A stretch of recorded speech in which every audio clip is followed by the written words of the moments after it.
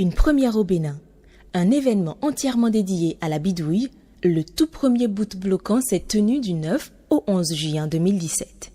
Entièrement participatif et concentré sur les bricolages et la fabrication des machines de tout genre, ordinateurs, imprimantes 3D, robots, etc., il est organisé par le BloLab, premier Fab Lab, entendez, laboratoire de fabrication numérique installé au Bénin. Le boot bloquant a été structuré sur des ateliers pratiques autour des thématiques précises que sont montage d'ordinateurs à partir de matériel recyclé dans des bidons, ordinateur appelé communément Jerry, impression 3D, Internet des objets, initiation des enfants à la programmation informatique avec une implication totale et personnelle de chaque participant qui apporte des problèmes auxquels des solutions sont trouvées en atelier.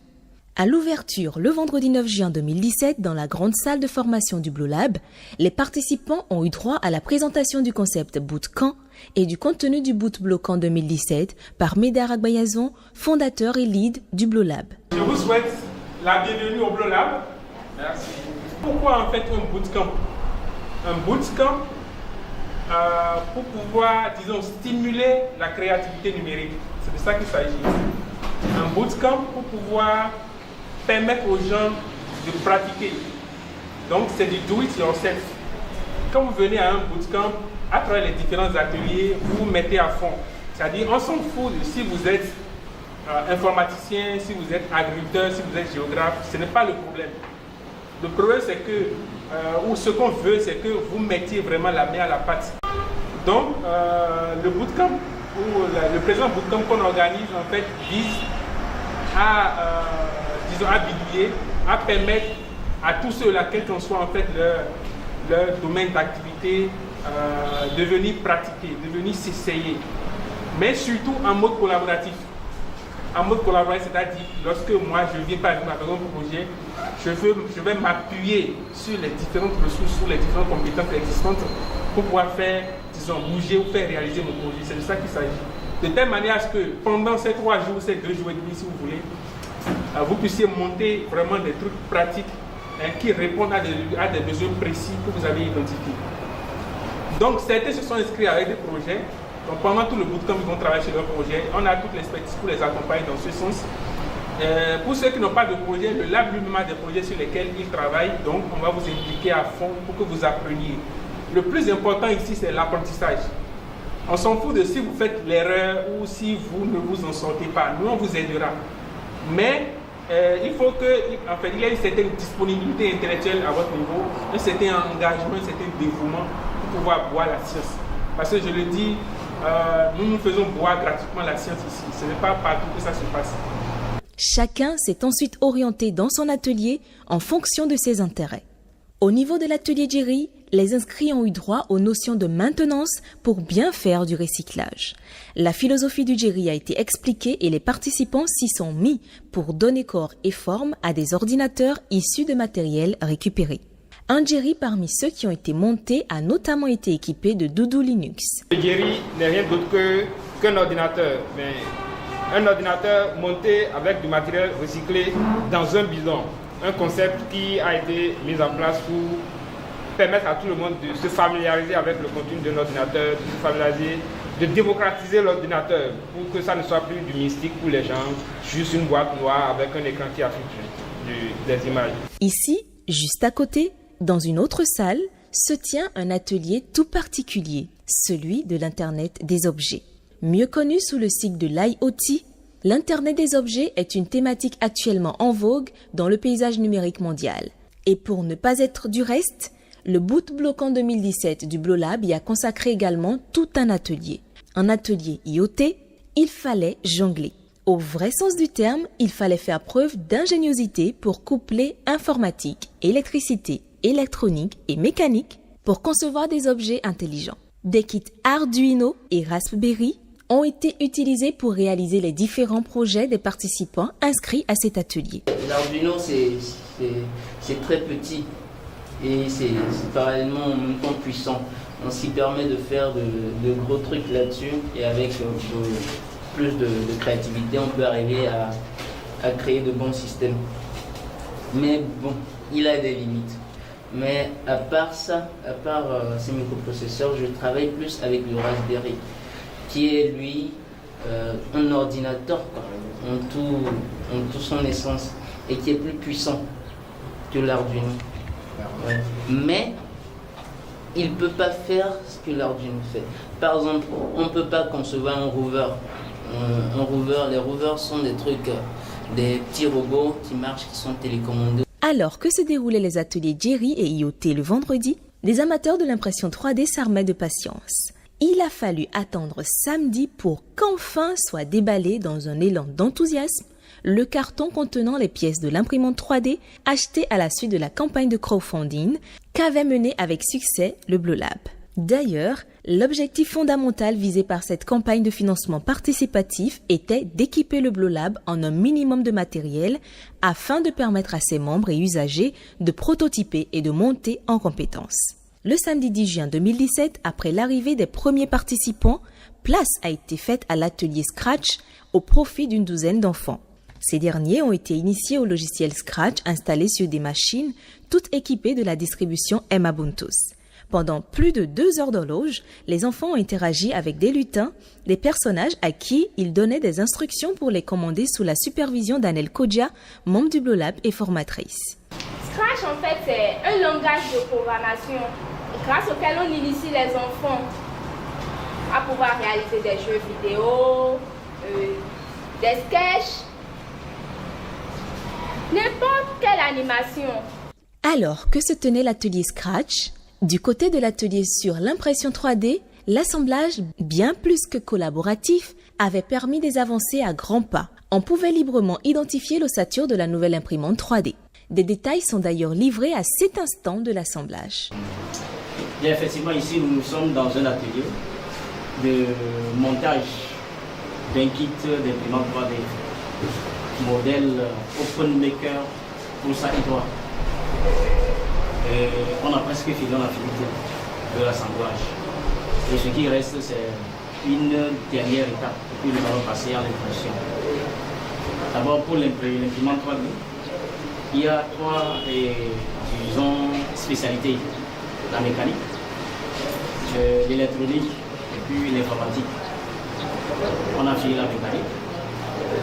C'est ce qui ressemble au métaux que vous voyez là. Ça, c'est la mécanique. Et l'électronique, qu'on a aussi installé, c'est les fils avec la plaquette électrique que vous voyez aussi. Donc la dernière étape, c'est l'informatique que nous sommes en train de faire. Alors, il y a une carte là-bas qui fonctionne exactement comme une carte d'ordinateur.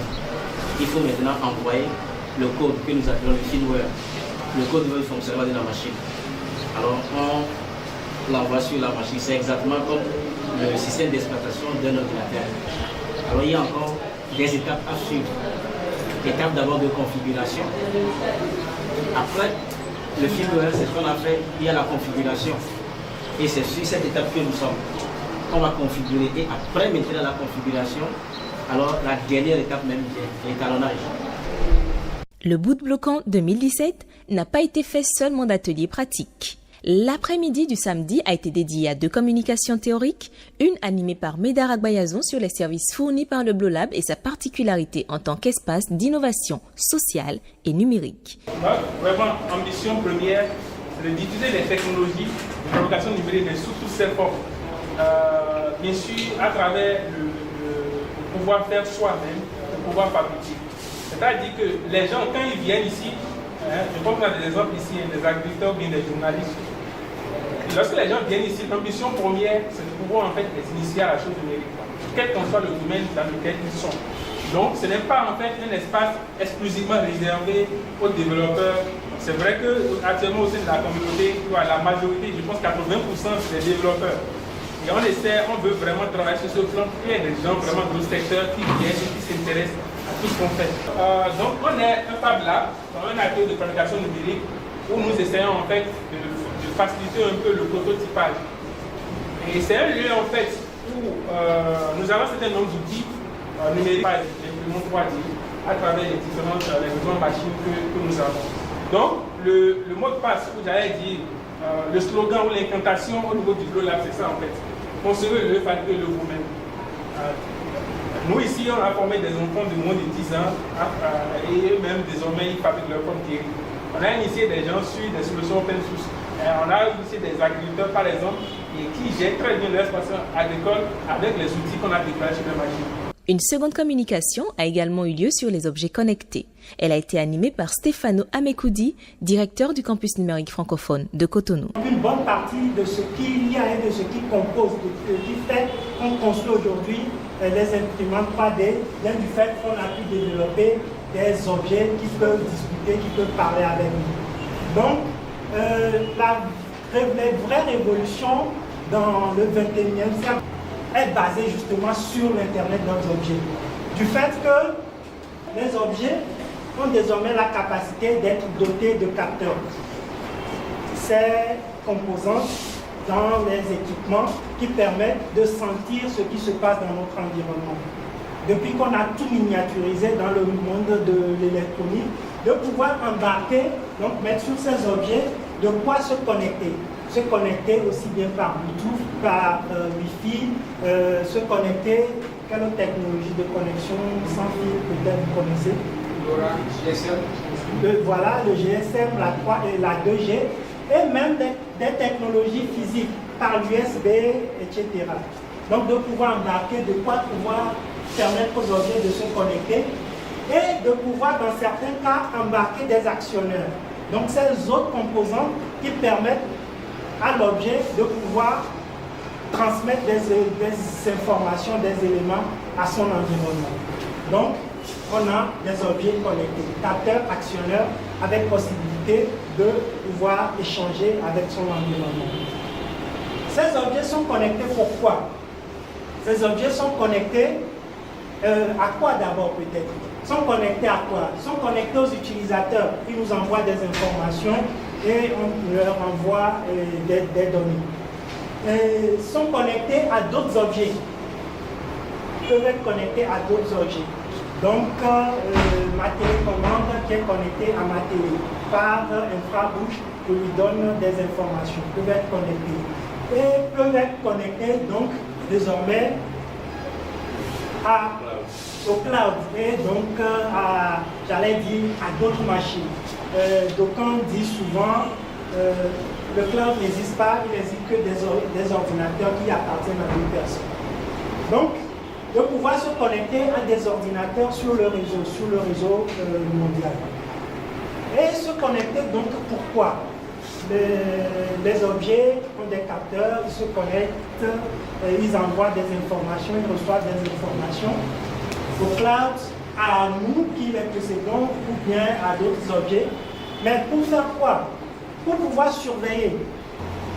Donc, pour pouvoir surveiller, comparer des éléments de son environnement. Entre-temps, des curieux sont passés au Blue Lab pour non seulement le découvrir, mais aussi mieux comprendre les activités de ce boot bloquant 2017. Une équipe du OELab du Togo a fait le déplacement au Blue Lab afin d'aider toute une nuit à l'assemblage de l'imprimante. Pendant que se tenait toujours l'atelier sur l'imprimante 3D, avec l'assemblage de la Prusa i3 qui tendait vers sa fin, la cérémonie de présentation des projets a démarré dans le hall du Blue Lab. Plusieurs réalisations et initiatives ont été présentées à l'assistance à l'image du programme social Jerry du Blue Lab.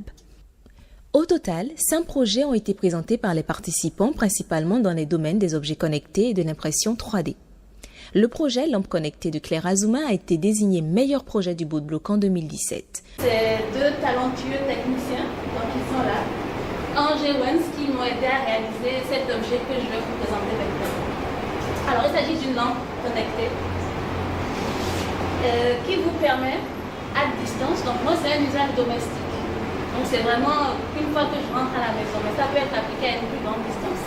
Donc qui vous permet à distance, avec votre smartphone, d'allumer ou d'éteindre une ou plusieurs lampes.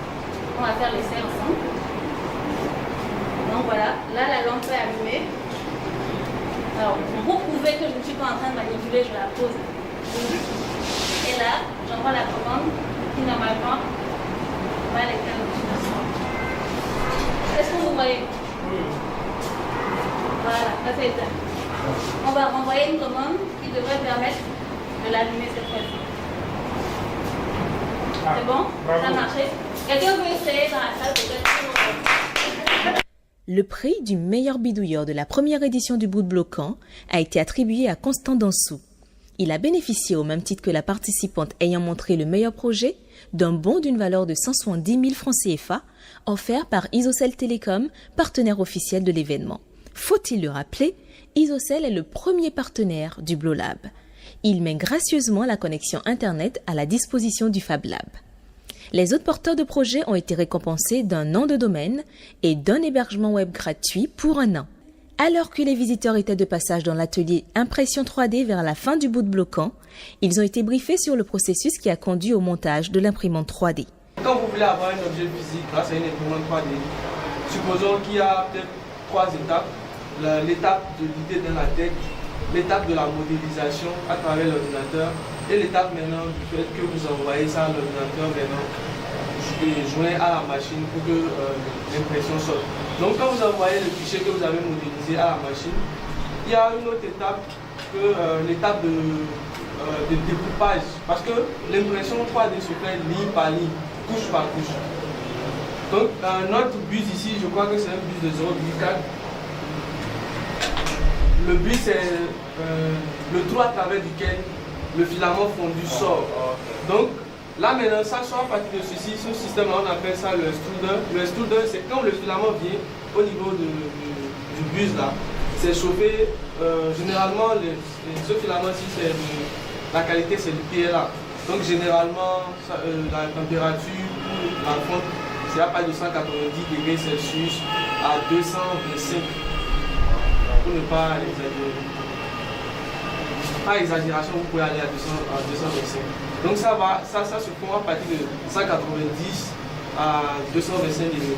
Donc, et maintenant le système mécanique, compte tenu de l'information que le cerveau lui envoie, donc essaie de déposer couche par couche, ligne par ligne, jusqu'à ce que vous obtenez la forme que vous souhaitez.